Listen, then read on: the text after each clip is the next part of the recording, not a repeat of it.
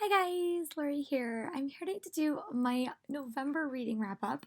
I will be filming this reading wrap up in two parts because I'm filming part of it in the first half of the week and then the second half right around Friday when I know what I have finished reading. But I did actually it's gonna look like it's gonna look like I had a very, very good reading month, and I did. But all the books I read, most of them were on the longer side, so I feel like I read fewer books but I did enjoy most of them, I will say that. So at the start of the month, I was still battling my stomach virus and my stomach bug. So I read a lot shorter books, and then after that, I read a lot longer books. I'm still in the middle of reading a couple of books, and I'll talk about those at the end of the video. But the first book I did finish reading was The Way You Make Me Feel by Maureen Gu. I started this, I think, November 1st, and I read it like in one day because I wasn't feeling that great. This is the second Maureen Gu book that I read. And overall, I really enjoyed it. I did really like the characters in this book. I love that it was more about self discovery. I wanted the romance to be like a little bit more prominent, and I never say that, but I really did like the friendship dynamics. I really did like the self discovery elements. I always say this with contemporaries, but I really like when you have like a solid ending. And this again, I missed it a little bit, but I really did like her as a character. You never see a girl as like a prankster. That's never something you really, really see. But it had elements of like geekerella mixed with like just like a summer contemporary. I normally love some summer contemporaries about jobs as well. It was just super fun, and I wound up giving this read 4 stars. And then the next book that I wound up finishing was for a blog tour from Penguin, and it was The Other Side of the Wall by Amy Efron. This is the third book in her series, and I remember I started reading her first book, and I got like a little bit distracted. But this is a Christmas themed novel. It came out, I think, in October. And this, they're in London. They're waiting for their parents. It follows two kids, and every single story involves magic somehow. And this one, they're in a hotel and they wound up encountering with a ghost. I liked it. I didn't love it. I thought that the chapters were a little bit like not connected all the way. Um, but I really did like the world. I thought it was really, really fun. And it was a very, very quick read. I think I read it in like a day. And I will definitely go back and reread The Castle in the Mist and Carnival Magic. But I found this to be a super fun holiday read, and I wound up giving this one 3 stars. The next book that I wound up reading was finally The Tyrants Tomb by Rick Riordan. The Burning Maze was an emotional gut punch. And I did like this book, but it definitely wasn't my favorite in the series. I thought the pacing was a little bit weird, and um, it just wasn't my favorite. I thought that it was a good story, but like it wasn't my favorite read of the series. I still really like Apollo. I still love all the mischief he gets up to. Um, but I really enjoyed it. It wasn't my favorite. I'm curious to see about the next book in the series because every book you kind of reintroduce to new characters. I love seeing Hazel and Frank again. I loved going back to Camp Jupiter. But yeah, it was a fun read. It was a fun read. Definitely not my favorite. But one thing I do like about Rick Riordan, he's not afraid to like raise the stakes. And he's not afraid to like change it. But I think that after the previous book, when we dealt with all the stuff that happened at the end, I think this book just had to be a lot of characters were dealing with grief, and I think that that was a really interesting development. And I really did like the characters that we saw. I think Apollo is just becoming a very, very well rounded character, and I really do like that. And I will definitely be checking out book 5 when it comes out in next year. So these books are a little bit out of order, but I know that after I finished The Way You Make Me Feel, I started Crazy Rich Asians by Kevin Kwan. My friend gave me the whole series, and I was in something just for light and fluffy. This book was a book that like surprised me because I overall really enjoyed it. I really liked when I was younger. I loved the books like The A-List and Gossip Girls, books about high rich society. This book was super interesting because it had those elements, but then it also had a lot of elements of like racism and like other stuff like that. But I really like the family. This book has a lot of point of views, and I think I was more connected to like Rachel and Nick's point of view and his cousin's point of view. Those are the point of view that I was like really intrigued by. So the other point of views, while interesting, didn't always capture my attention. I felt that it was a very like it wasn't what I would call a fast-paced read because there was a lot of information that you had to understand about these characters. But I loved being in that high society world. I thought it was so fun. I love Rachel and Nick as a character. I thought they were super fun. And I'm definitely going to check out China Rich Girlfriend next, hopefully soon. But yeah, it was a very, very fun read. And I wound up giving this read 3.5 stars. This is one of the few 2020 books I have actually read already. I got this from a friend of mine. She went to a book convention and she picked it up for me, but The Pathfinder Society, The Mystery of the Moon Tower by Francesco Sedata and Prisca Sildilarian. And this was just a really quick graphic novel. It does, in the back, it does show what the art style will look like, what color. I read this in like a day on the train. But yeah, it's just a graphic novel. It's about adventures about these kids that wind up going to summer camp. And they wind up getting embroiled in like a mystery. I know it's going to be a series, and there's like 5 characters that are trying to solve this mystery. I really liked it. I thought the pacing of the story was really, really fun. It was very, very hard. It was very, very easy to get through. And this one follows them trying to uncover the mysteries of a moon tower.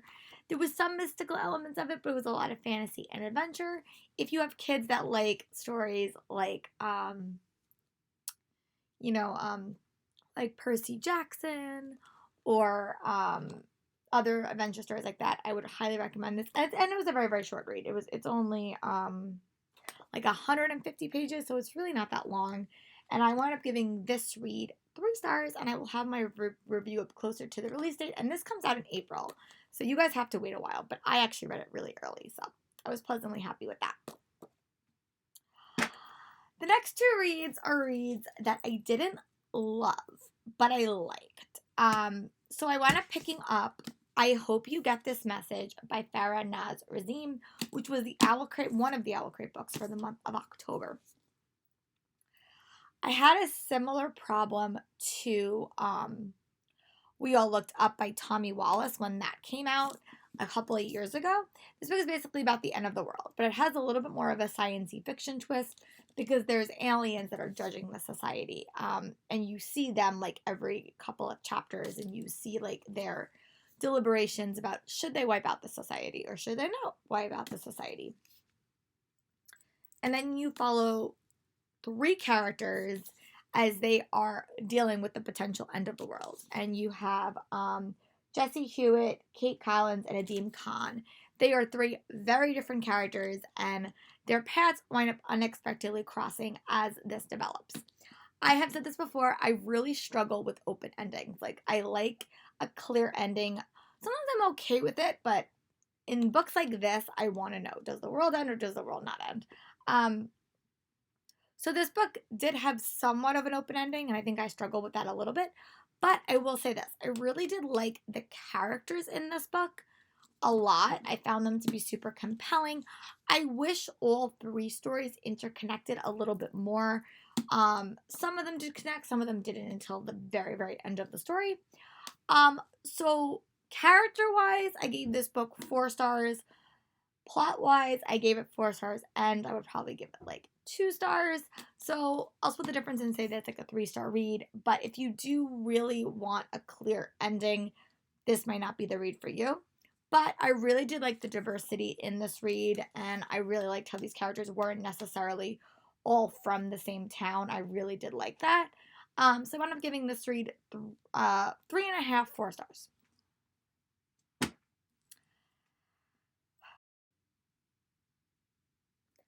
The next book I wound up picking up was The Gilded Robes by Roni Chashki, and I actually had this book since last January, because that's the book we got in January of last year, and it was my goal to be as most up-to-date on my Owl Crate reads as I could.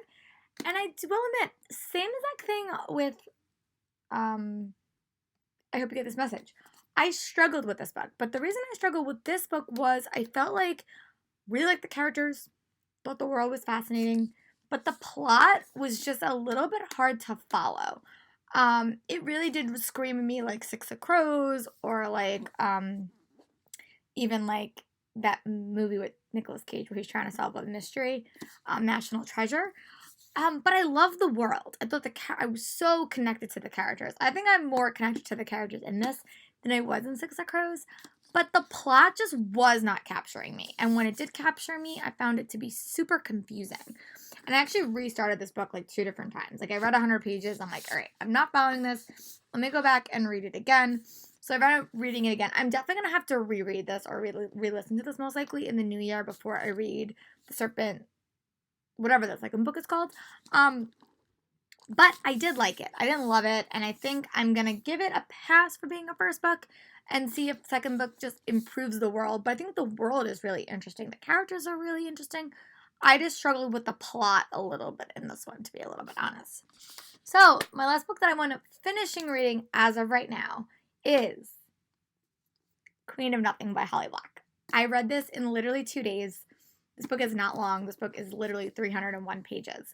I do have a reading vlog where I talk spoilers that will be out the first week in December, so be sure you check out that. I'm giving this 4.5 stars. And the reason I go into this a lot in like my reading vlog, but I liked it. I liked how it was wrapped up. I thought the pacing of the story was really good. Characters was really good.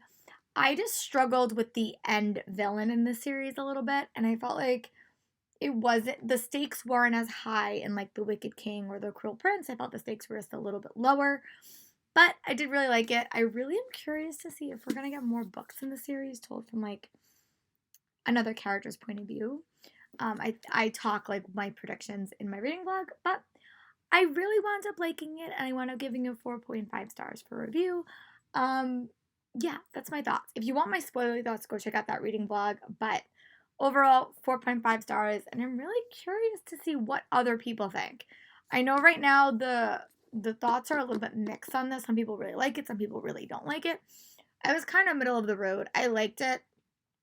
I wanted a little bit more for the villain in the series overall, but overall, I really liked it, and I love what happened with Jude and Carden, so that made me happy.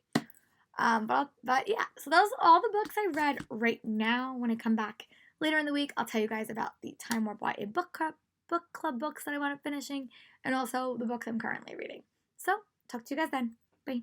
Hi guys, I'm back. I'm here to wrap up this reading vlog. It is 4:02 on November 30th, and I have finally finished the books that I'm going to finish for the month of November. So, the first book that I wound up finishing, because I needed something a little bit different than Queen of Nothing, just to like cleanse my palate. So I'm picking up Queens of Animation, which is a nonfiction book by Natalia Hoth, which tells the woman's role in Disney animation. And I found it really interesting. Like, I never realized how much women really did have a role in Disney animation. I just found it to be super interesting. And now that I actually have Disney Plus, that I've been going back and watching older movies, I just found it so compelling. I will say I really preferred the first half of the book to the second half of the book. I think that the first half of the book really like delved into the integral goal women had in Disney, and I really found it to be a little bit more compelling. The second half of the book was less about the individual Disney products and more about like the world of Disney, which I think I liked a little bit less, but it was a really interesting read, and I'm really glad that I read it. I got this at New York City Comic Con the last day of the convention. So I wound up giving it 3 stars. If you really do like Disney and are interested about women's undercover role in things, I think you'd really like it, and I wound up giving this 3 stars for my review. The next book I wound up getting I actually got this book that week from Entangled Teen, but I picked up Adorkable by Cookie O'Gorman. This was just a super sweet contemporary about this girl named Sally. Her and her mom and her best friend are determined to set her up. Determined with everybody. So Sally is like had enough, and she decides that she's going to fake date her best friend, hoping that it will motivate her mother and her best friend to stop setting her up. But little does anyone know, including Bex, who's a soccer phenom, that Sally has loved Bex her entire life. Hilarity, drama, and possible romance ensue. I really like this book. I thought that there was some like elements that were just either tied together too nicely or dropped. So I would give this read like 3.75 stars. I really did like her writing style. I liked how it really did feel like a fandom life. Like I felt like I could be Sally, and I really enjoyed it. So I wound up giving it 3.75 stars and would definitely read more by this author in the future. The next book that I wound up picking up was, I was in the middle of listening to Evermore by Sarah Holland, and I just decided that I was just going to power through and just read the rest of it because I had like 100 pages, and this book was slow. I will say, when I read Everless in October, I really, really loved it. It was a 5-star read, still was a 5-star read to me. I just didn't love this book as much, and I think it was because the characters that we met in book 1 really didn't have that big of a role in book 2, and I struggled with that a little bit. And I thought that the pacing was not as strong, and the elements of mythology just were not as compelling as the storyline in book 1. But I still stand by this. I think that Evermore had such a fascinating world, and I really did enjoy it. And I'm definitely going to check out Sarah Holland's new book because I got an arc of it at BEA last year, and I'm definitely going to add that to my immediate TBR. So I am going to give this read 3 stars. It was not my favorite, but I was happy to see how Jules' story ended. The next book that I want to picking up was Two Dark Reigns by Kendra Blake. I cannot find my cover, but I do have it. But I have not read One Dark Throne in about 2 years. So I was a little bit hesitant going into this book. I had read the novellas, and I really didn't like that. But I have to admit, this book was probably one of my favorites in that series. Definitely would give it 5 stars. I love the pacing. I love the characters. I thought that the way this book was structured was really interesting because you basically followed 3 very different places with 3 very different characters, and I really like that. I like how we finally had some characters working together. The end was crazy and insane, and now I must get my hands on 5 Dark Fates. I don't know if I'm going to read it before the end of the year, but I'm definitely going to read it in early 2020 for sure. But yeah, this book, you can see my thoughts in the reading vlog. I really liked it. Jules has become my favorite character, and I'm really curious to see how everyone's story ends in 5 Dark Fates. The last book that I finished reading was Sight Witch by Susan Dinner. This is the novella that it comes right after Wind Witch, and it follows this girl named Ryber, and she has learned that she is the last Sight Witch in existence, and her path crosses with Cullen, who is Merrick's first mate, and adventures ensue. I also really like this book. It was very, very short. It was a novella. So in addition to like the novella point of view, you get a couple of different point of view chapters as well. Like you get Ryber's point of view and at least 3 other ones. You also just get beautiful artwork, which I should find. Like you get beautiful artwork, and you just get elements from the Witchland world that I thought was really interesting, and it just taught you more about this character overall. I sometimes struggle with novellas, I'll be like a little bit honest, and the problem with them is that I always want a story that I want, and I felt like this story, until I know the end of this series, I don't know what this story means for like the whole series, but I liked it, and it did motivate me to pick up Blood Witch, which is on my December TBR. So this is my reading wrap up for the month of November. I did read a bunch of books. I'm really kind of happy with myself, and even though it wasn't everything that like I was planning on reading, which never happens, I really do think I made some progress. So let me know in the comments what were some of your favorite reads of the month. I really liked Two Dark Reigns for sure. Two Dark Reigns, and I'm trying to think of the other books that I read in the beginning of the month because I filmed it so long ago. Let me see if I can come up. I really did like Tyrants Tomb as well. And so obviously Queen of Nothing. I think Queen of Nothing was a nice conclusion. So right now I would say Two Dark Reigns, Tyrants Tomb, and Queen of Nothing. So those are my top 3 reads of the month. Let me know your reads in the comments, and I'll talk to you guys in December for my last reading wrap up of the year. Bye guys.